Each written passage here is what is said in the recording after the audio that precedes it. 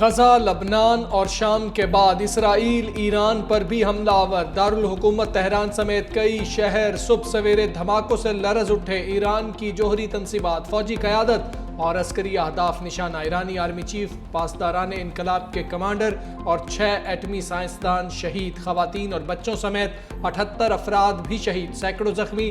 Army chief major general محمد باقری اور پاسداران انقلاب کے سربراہ میجر جنرل حسین سلامی شہداء میں شامل۔ سربراہ القدس فورس اسماعیل قانی، کمانڈر خاتم الانبیاء head quarters major general Ghulam علی راشد بیٹے سمیت جاں بحق۔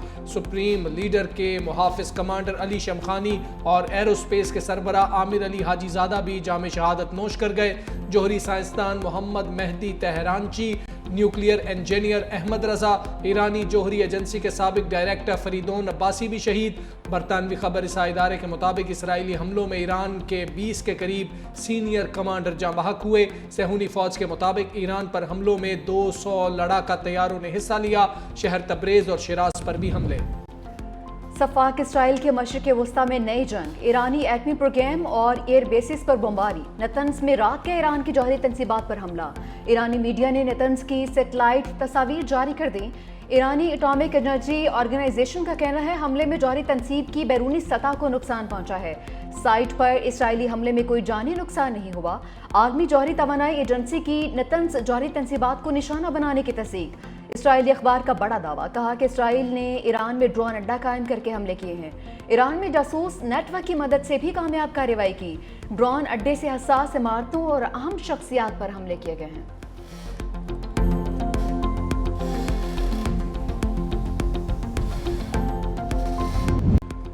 اسرائیل سزا کے لیے تیار رہے، ایرانی سپریم لیڈر کا اعلان۔ آیت اللہ خامنائی کہتے ہیں صہیونی ریاست نے ہماری سرزمین پر شیطانی اور خون آلود ہاتھوں سے سنگین جرم کا ارتکاب کیا۔ دشمن نے رہائشی علاقوں کو نشانہ بنا کر اپنی فطرت کو پھر بے نقاب کر دیا۔ ایران کی 3 ملٹری سائٹس پر حملے کیے، کئی اہم کمانڈرز اور سائنسدان شہید ہو چکے۔ میجر جنرل عبدالرحیم موسوی نے نئے آرمی چیف تعینات۔ بریگیڈیئر محمد پاکپور پاسداران انقلاب کے چیف کمانڈر مقرر۔ ایران کی اسرائیل پر جوابی ڈرون حملوں کی تردید، فضائی حدود تا حکم ثانی بند۔ ترجمان ایرانی فوج کے مطابق بڑے پیمانے پر جواب دینے کی تیاری کر لی۔ ایران کا امریکہ کے ساتھ جوہری مذاکرات کا بھی بائیکاٹ۔ ایرانی صدر کا اسرائیلی حملوں کا بھرپور طاقت سے جواب دینے کا اعلان۔ قوم سے خطاب میں مسعود پزشکیان نے کہا کہ اسرائیل کو ایران پر حملہ کرنے کی حماقت پر پچھتانا پڑے گا۔ اسرائیلی جارحیت پر کسی طور خاموش نہیں بیٹھیں گے۔ ایرانی قوم اپنی حکومت اور افواج کے ساتھ کھڑی ہے۔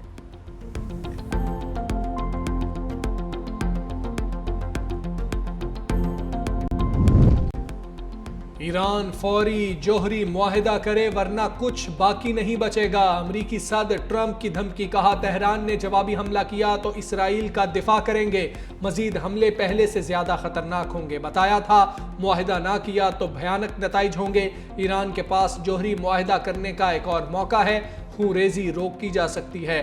ٹرمپ ایران پر اسرائیلی حملوں کے معترف نیوز چینل سے ٹیلی فونک گفتگو کرتے ہوئے کہا حملے شاندار تھے، ابھی اور بہت کچھ ہونا باقی ہے۔ اہداف حاصل ہونے تک ایران پر حملے جاری رہیں گے۔ صفاق اسرائیلی وزیراعظم کی کھلی دھمکیاں، کہا ایران کے جوہری افزودگی نظام کو نشانہ بنایا۔ ہم اسرائیلی تاریخ کے فیصلہ کن موڑ پر ہیں۔ ہماری لڑائی ایرانی عوام سے نہیں بلکہ ایرانی آمریت سے ہے۔ اسرائیلی عوام حفاظتی اقدامات پر فوجی ہدایات کی پیروی کریں۔ ممکن ہے اسرائیلی شہریوں کو طویل مدت تک محفوظ مقامات پر رہنا پڑے۔ ایران کی جوابی کارروائی کی وارننگ، اسرائیلی وزیر اعظم نیتن یاہو نامعلوم مقام پر منتقل۔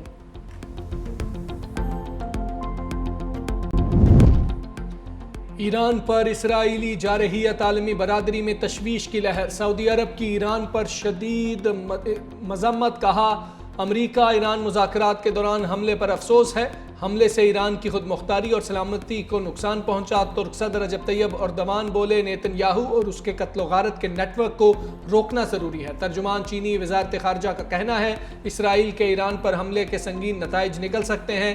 چین مشرق وسطیٰ کی صورتحال پر نظر رکھے ہوئے ہے۔ برطانوی وزیر اعظم کیئر سٹارمر اور فرانسیسی صدر میکرون کا بھی فریقین سے تحمل کا مظاہرہ کرنے کی اپیل۔ امارات، قطر اور روس کی مذمت۔ سیکرٹری جنرل UN انطونیو گوتریس کہتے ہیں مشرق وسطیٰ میں کشیدگی کشیدگی کی مذمت کرتے ہیں۔ قومی اسمبلی اور سینٹ میں ایران پر حملے کی مذمتی قراردادیں منظور۔ اسرائیلی جارحیت سے ایرانی عوام کے جانی اور مالی نقصانات پر اظہار افسوس۔ وزیر خارجہ اسحاق ڈار بولے اسرائیلی حملہ ایران کی خود مختاری کے خلاف ہے۔ اسرائیلی جارحیت نے انسانیت کے ضمیر کو جھنجھوڑا۔ گھناؤنا اقدام بین الاقوامی قانون کی بنیادیں ہلا دینے کے مترادف ہے۔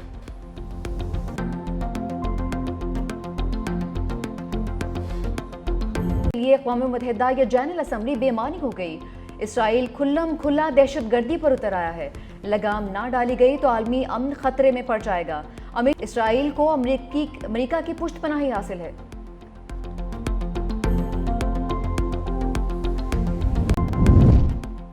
اسرائیلی حملے کے بعد خلیجی ممالک کی فضائی حدود بند۔ بڑی ایئر لائنز نے پروازیں معطل کر دیں۔ خطے میں غیر معمولی صورتحال۔ عراق اور اردن سمیت کئی ممالک نے فضائی حدود بند کر دیں۔ Air India, fly Dubai, Emirates, Qatar airways نے اپنی کئی پروازیں معطل کر دیں۔ ایئر انڈیا کی نیو یارک، لندن، وینکوور اور ایران کی جانب آنے والی پروازیں واپس بلا لی گئیں۔ پاکستان کی فضائی حدود فعال۔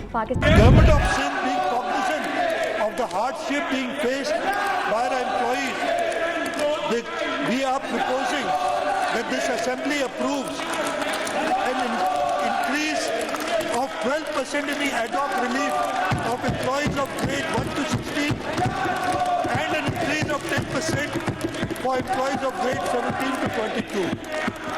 In addition, for pensioners, it is proposed the pensions are increased by 8% in the next financial year 2025-26. Sindh کا 34.51 ارب روپے کا بجٹ پیش۔ وزیر اعلیٰ مراد علی شاہ کا سرکاری ملازمین کی تنخواہوں اور پینشن میں اضافے کا اعلان۔ گریڈ 1 سے 16 تک 12%، 17 سے 22 تک 10% اضافہ، پینشن 8% بڑھا دی گئی۔ 1018 ارب روپے کا ریکارڈ ترقیاتی بجٹ مختص۔ تعلیم کے لیے 523 ارب، صحت کے لیے 326 ارب روپے سے زائد رکھ دیے۔ بلدیاتی حکومتوں کے لیے 132 ارب روپے مختص۔ سیلاب زدہ علاقوں قابل تجدید توانائی پسماندہ اضلاع صاف پانی کی سکیمز شروع کی جائیں گی۔ 13 لاکھ کسانوں کو سبسڈی ملے گی۔ وزیر اعلیٰ سندھ کہتے ہیں نئے بجٹ میں کراچی کی ترقی کے لیے خصوصی توجہ دی گئی۔ شہر میں ٹرانسپورٹ کو وسعت دی جائے گی۔ ماہانہ اجرت 37,000 روپے سے بڑھائی جائے گی۔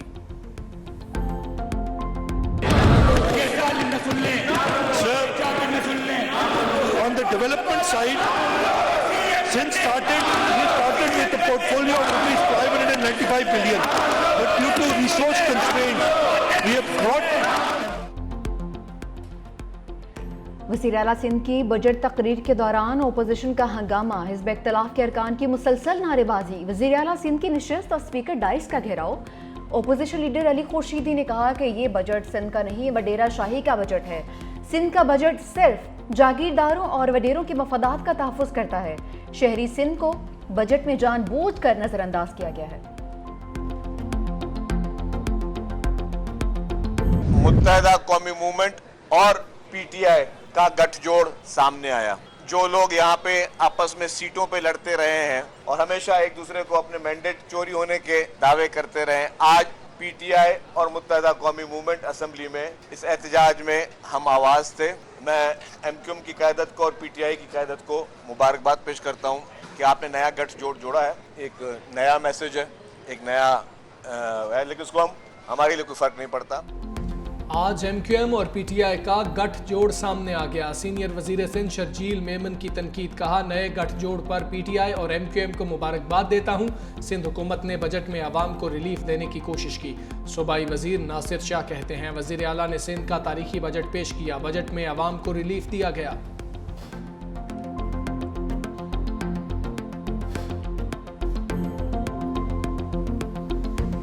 پاکستان تحریک انصاف نے خیبر پختونخوا میں تعلیم کے شعبے کو ترجیح دے کر متعدد انقلابی اقدامات کیے ہیں۔ صوبائی حکومت نے ایجوکیشن ایمرجنسی کے نفاذ کا فیصلہ کیا، جس کے تحت اسکولوں میں مسنگ فیسلٹیز، فرنیچر کی کمی، اساتذہ کی بھرتی اور تربیت لیبارٹریز اور دیگر آلات کی فراہمی پر خصوصی توجہ دی گئی، اور اس مقصد کے لیے معمول کی جاری اور ترقیاتی بجٹ میں اضافے کے علاوہ تعلیمی ایمرجنسی کے لیے الگ سے 5 ارب روپے بھی مختص کیے گئے۔ खैबर पख्तूनख्वा का 2000 अरब रुपए का सरप्लस बजट पेश। सालाना तरक्याती प्रोग्राम के लिए 528 अरब रुपए के फंड्स मुख्तस। बंदोबस्ती असलाह के लिए 195, लोकल गवर्नमेंट के लिए 39 अरब रुपए के फंड्स मुख्तस। सूबे में तालीमी एमरजेंसी नाफिज की जाएगी। स्कूलों में सहूलियात पूरा करने और आउट ऑफ स्कूल चिल्ड्रन के लिए फंड्स रखे जाएंगे। सूबे में सियाहत के फ़रोग़ के लिए सियाहती मकामात में सड़कों की तामीर और बहाली के लिए भारी फंड्स मुख्तस करने की तजवीज़। अपोजिशन और हुकूमती अरकान आमने सामने आ गए। अपोजिशन का एहतजाज, स्पीकर डाइस का घेराव, हुकूमती अरकान भी सामने आ गए। एक दूसरे के खिलाफ शदीद नारेबाजी।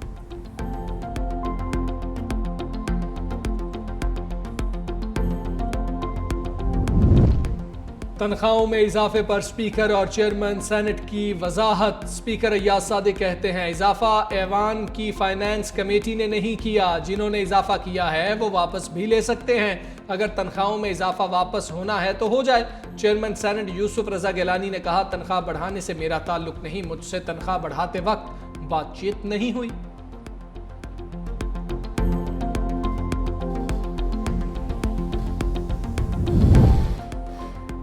शदीद गर्मी का तोड़, बरसते बादलों का जोर। पंजाब के बाद शहरों में गरज परस। नारोवाल और शकरगढ़ में तेज हवाओं के साथ रिमझिम। गर्मी का जोर टूट गया। लाहौर में भी तेज हवाएं चल पड़ी। बारखान के शहर रखनी और मूसलाधार बारिश हुई। नदी नालों में तोगयानी। अंदरूनी सिंध और पंजाब के कई शहरों में गर्मी की शदीद लहर। जैकबाबाद में दर्जा हरारत 51 को छू गया। भावनगर, तुरबत, लसफेला, सीबी में 49 रिकॉर्ड। सरगोदा, साहिवाल और भावनगर और सखर में पारा 48 रहा। मुल्तान और फैसलाबाद 47, लाहौर 45, इस्लामाबाद और पेशावर 43, कराची में पारा 39 रिकॉर्ड।